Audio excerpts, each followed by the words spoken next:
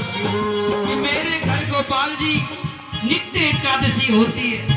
हम तो नित्य एकादशी करते क्यों? कुछ खाने के लिए नहीं है।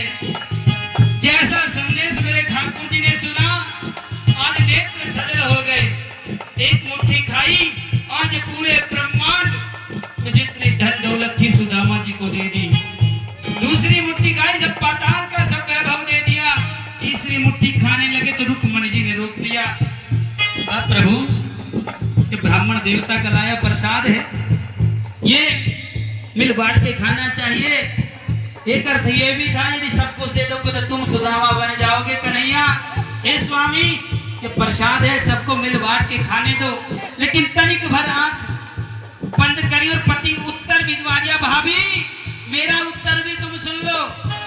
और क्या उत्तर दिया भाभी को?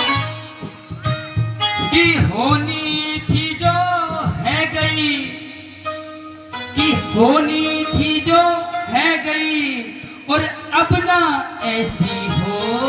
ये भाभी सुन ले, अब तक जो होना था वो हो गया, लेकिन आज के बाद क्या होगा? कि होनी थी जो है गई, अब ना ऐसी हो। होनी थी जो है गई, अब ना ऐसी हो। प्रति उत्तर भिजवा दिया और कह दिया कि होनी थी जो है गई, अब ना ऐसी हो। होनी तो जो हो गई, अब ना ऐसी हो। भाभी तेरे घर में नित्य द्वादशी हो, भाभी तेरे घर में नित्य द्वादशी हो। होनी थी जो है गई, अब ना ऐसी हो।